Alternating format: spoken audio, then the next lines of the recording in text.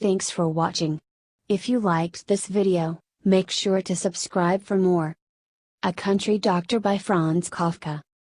I was in great perplexity. I had to start on an urgent journey. A seriously ill patient was waiting for me in a village 10 miles off. A thick blizzard of snow filled all the wide spaces between him and me. I had a gig, a light gig with big wheels, exactly right for our country roads, muffled in furs, my bag of instruments in my hand. I was in the courtyard all ready for the journey, but there was no horse to be had, no horse. My own horse had died in the night, worn out by the fatigues of this icy winter. My servant girl was now running around the village trying to brew a horse, but it was hopeless. I knew it, and I stood there forlornly, with the snow gathering more and more thickly upon me, more and more unable to move.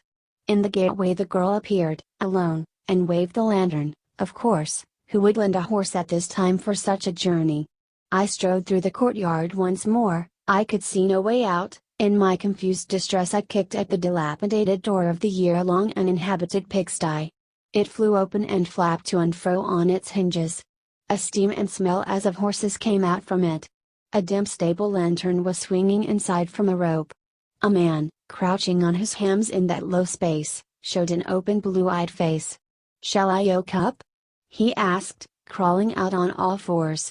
I did not know what to say and merely stooped down to see what else was in the sty.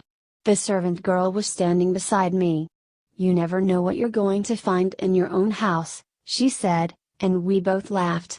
"Hey there, brother, hey there, sister," called the groom, and two horses, enormous creatures with powerful flanks, one after the other, their legs tucked close to their bodies, each well-shaped head lowered like a camel's, by sheer strength of buttocking squeezed out through the door hole which they filled entirely. But at once they were standing up, their legs long and their bodies steaming thickly. "Give him a hand," I said, and the willing girl hurried to help the groom with the harnessing. Yet hardly was she beside him when the groom clipped hold of her and pushed his face against hers. She screamed and fled back to me. On her cheek stood out in red the marks of 2 rows of teeth. "You brute," I yelled in fury, "do you want a whipping?" But in the same moment reflected that the man was a stranger, that I did not know where he came from, and that of his own free will he was helping me out when everyone else had failed me. As if he knew my thoughts, he took no offense at my threat but, still busied with the horses, only turned around once toward me. "Get in," he said then, and indeed, everything was ready. A magnificent pair of horses, I observed, such as I had never sat behind, and I climbed in happily. "But I'll drive, you don't know the way," I said. "Of course," said he, "I'm not coming with you anyway, I'm staying with Rose." "No," shrieked Rose, fleeing into the house with a justified presentiment that her fate was inescapable. I heard the door chain rattle as she put it up, I heard the key turn in the lock, I could see, moreover, how she put out the lights in the entrance hall and in further flight all through the rooms to keep herself from being discovered. "You're coming with me," I said to the groom, "or I won't go, urgent as my journey is. I'm not thinking of paying for it by handing the girl over to you." "Gee up!" he said, clapped his hands, the gig whirled off like a log in a freshet. I could just hear the door of my house splitting and bursting as the groom charged at it, and then I was deafened and blinded by a storming rush that steadily buffeted all my senses.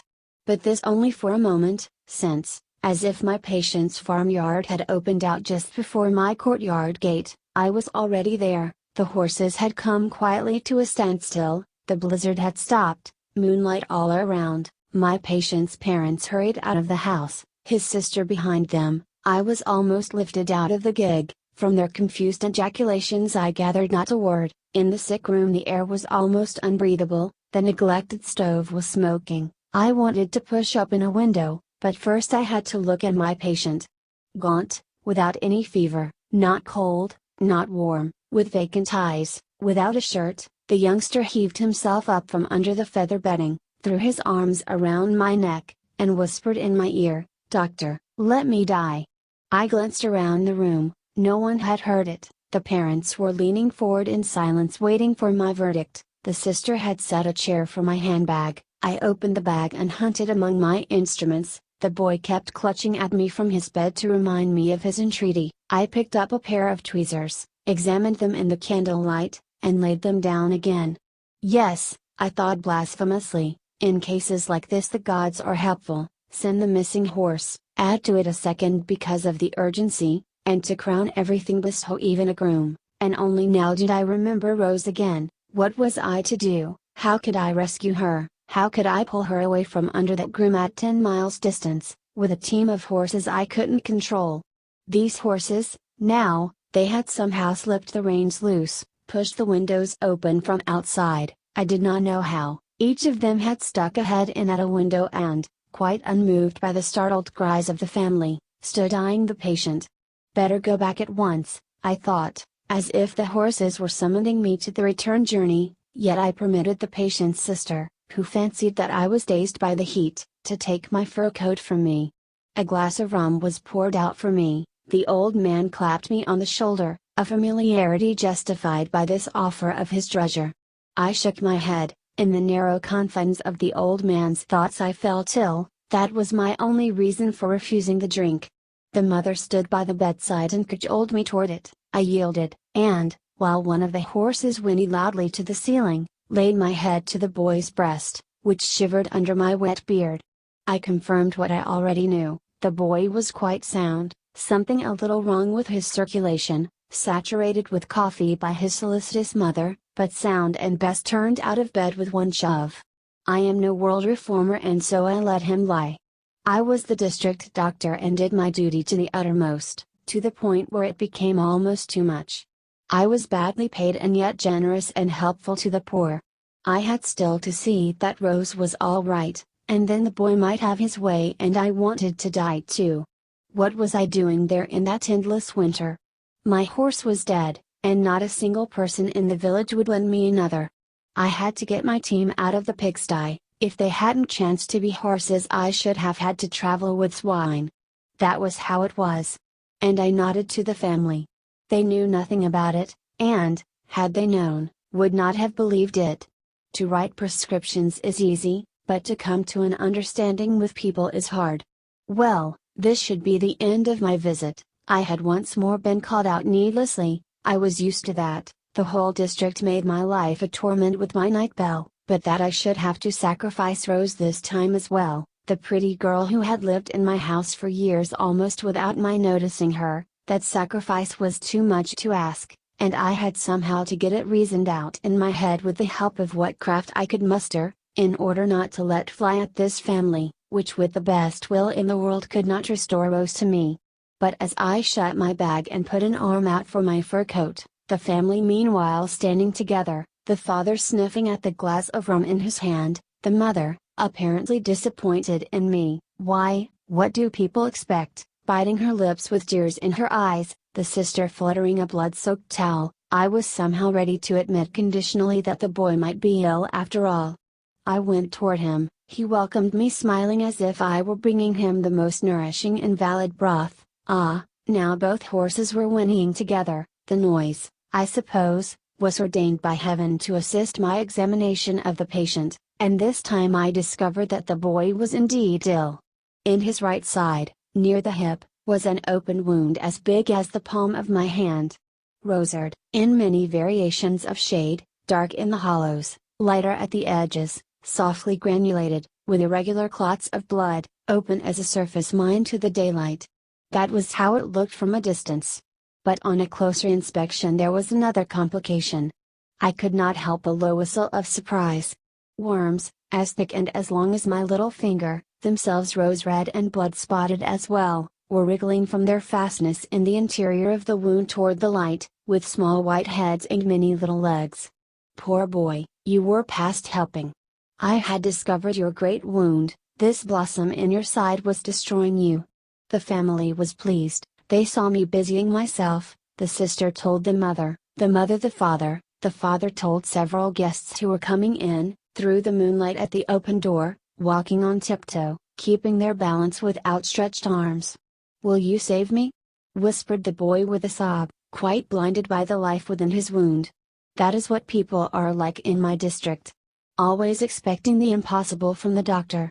They have lost their ancient beliefs. The parson sits at home and unravels his vestments, one after another, but the doctor is supposed to be omnipotent with his merciful surgeon's hand. Well, as it pleases them, I have not thrust my services on them. If they misuse me for sacred ends, I let that happen to me too. What better do I want, old country doctor that I am, bereft of my servant girl? And so they came, the family and the village elders, and stripped my clothes off me. A school choir with a teacher at the head of it stood before the house and sang these words to an utterly simple tune. Strip his clothes off, then he'll heal us. If he doesn't, kill him dead. Only a doctor, only a doctor. Then my clothes were off and I looked at the people quietly, my fingers in my beard and my head cocked to one side. I was altogether composed and equal to the situation and remained so, although it was no help to me, since they now took me by the head and feet and carried me to the bed. They laid me down in it next to the wall, on the side of the wound. Then they all left the room, the door was shut, the singing stopped, clouds covered the moon, the bedding was warm around me, the horses' heads in the open windows wavered like shadows. Do you know, said a voice in my ear, I have very little confidence in you. Why, you were only blown in here, you didn't come on your own feet. Instead of helping me, you're cramping me on my deathbed. What I'd like best is to scratch your eyes out. Right, I said, it is a shame. And yet I am a doctor. What am I to do? Believe me, it is not too easy for me either. Am I supposed to be content with this apology? Oh, I must be, I can't help it. I always have to put up with things. A fine wound is all I brought into the world, that was my sole endowment. My young friend, said I, your mistake is, you have not a wide enough view. I have been in all the sick rooms, far and wide, and I tell you, your wound is not so bad.